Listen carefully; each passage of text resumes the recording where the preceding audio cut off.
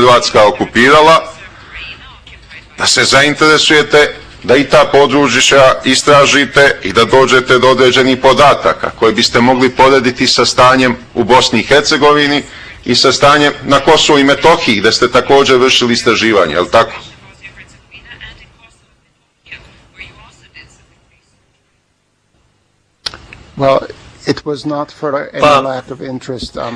To nije zbog mojega nedostatka interesa, gospodine. To je u cijelosti pitanje onoga kakav sam zadatak dobio. Ja nisam bio u mogućnosti diktirati uvjete. Da li je od vas traženo da obuhvatite samo nesrpske spomenike kulture, odnosno muslimanske i hrvatske? Ili je to vaš lični izbor?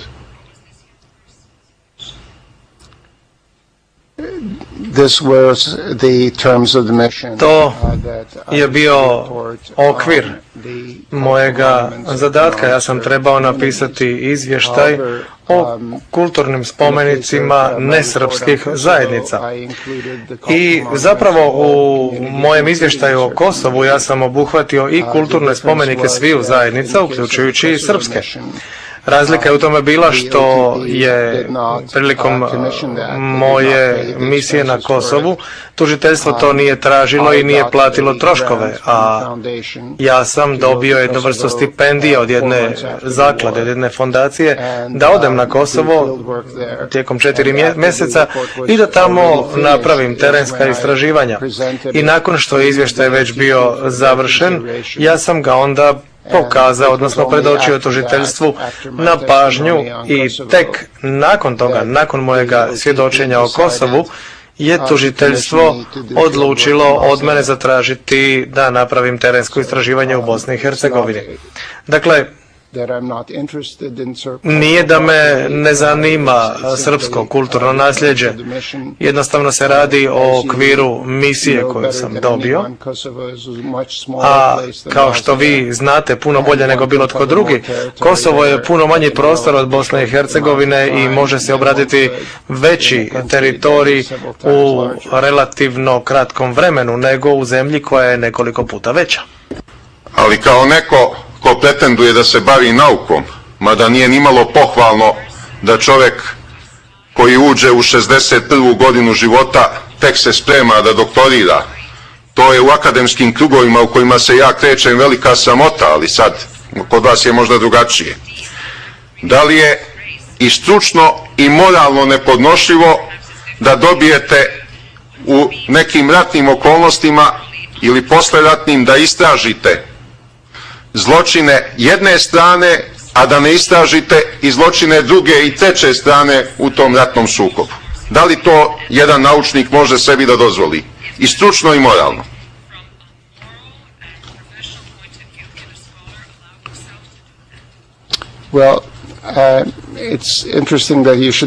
Zanimljivo je što to pitate, zato što je moj interes za razaranje kulturoloških objekata na Balkanu tijekom ratova 90. godina prošloga stoljeća daleko stariji od mojih kontakata s Međunarodnim sudom. Ja sam uvijek bio zainteresiran za sve vrste kulturnih dobara.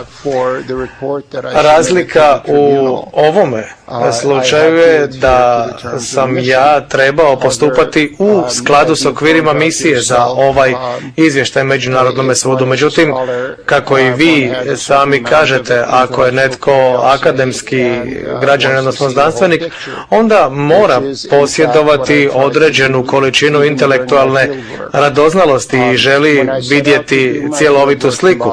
Što sam ja zapravo i nastojao učiniti za vrijeme mojega terenskog istraživanja. Kada sam ja krenuo na terenu u Bosnu, ja sam na samom početku, budući da je to bilo 2002. već bilo nekoliko godina nakon rata, ja sam prvo nastojao dobiti sve informacije koje su davala razna tijela, kako vjerska, tako i svjetovna. Među tim informacijama meni na pažnju, to nije sve bilo uneseno u moj izvještaj, ja sam vrlo pažljivo pregledao i informacije koje je objavila Srpska pravoslavna crkva. Oni su imali 3 izdanja knjige koja je naslovljena Duhovni genocid. Ja sam dakle pregledao te informacije dok sam bio na terenu, kada je to bilo moguće, bez velikog skretanja s onih poslova koje sam morao napraviti. Ja sam pregledao u kakvom su stanju bile zgrade Srpske pravoslavne crkve za koje se tvrdilo da su pretrpjele štetu. I ako vas zanima, ja vam mogu to pokazati vrlo lako, radi se o nekoliko općina. Trošite moje vrijeme uzalud, mene ne interesuje šta ste vi radili, mene interesuje ono što je u vašem ekspertskom izvještaju. To što ste vi radili za svoju dušu, to je vaša privatna stvar. Vi ste napravili jedan krajnje jednostran i tendenciozan ekspertski izvještaj iz koga neki neobavešten posmatrač može da zaključi da su Srbi u ovom građanskom ratu zločinci koji uništavaju muslimanske i rimokatoličke verske objekte sistematski, kako ste naveli u više navrata, a s druge strane nema podataka da su to isto radili i muslimani i Hrvati. Jel' tako? Jedan objektivan i neupućen čovjek koji čita vaš ekspertski izvještaj mora doći do takvog zaključka. Da su ovdje samo Srbi zločinci koji uništavaju crkve i džamije.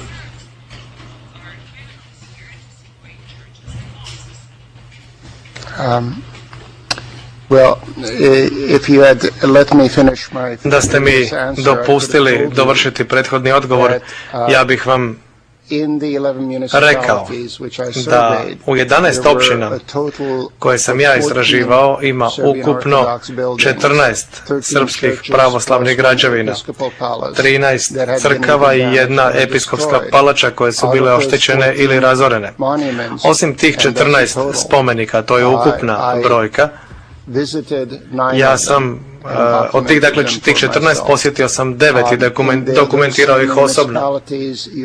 U tim istim općinama imali ste 101 džamiju i 27 katoličkih crkava koje su bile oštećene. Dakle, to omogućuje izvlačenje određenih zaključaka. Nažalost, ja nisam bio u stanju te podatke unijeti u svoj izvještaj zato što se to od mene nije tražilo. Vi mora da ste upoznati da veliki broj srpskih autora, ne samo profesor Slobodan Mileusnić koji se najviše time bavio, nego i Saša Mirić, pa onda Drago Jovanović, Gordana Bundalo i Miloš Govedarević, pa Milivoje Ivanišević i mnogi drugi, da su vršili popis i dokumentovali uništene srpske verske objekte, crkve, groblja, vladičanske dvorove, parohijalne domove i tako dalje, i da su došli do brojke od više od 700. Da li vam je to poznato? Što uništenih, što oštećenih verskih objekata.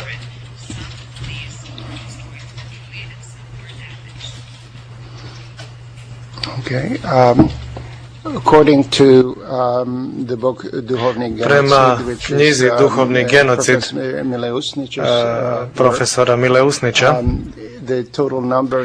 ukupni broj koji on spominje, broj ukupnih crkava, sve zajedno u Bosni i u Hrvatskoj, je puno manji od toga, mislim 212. A mi smo razgovarali kada sam ja spomenuo 14.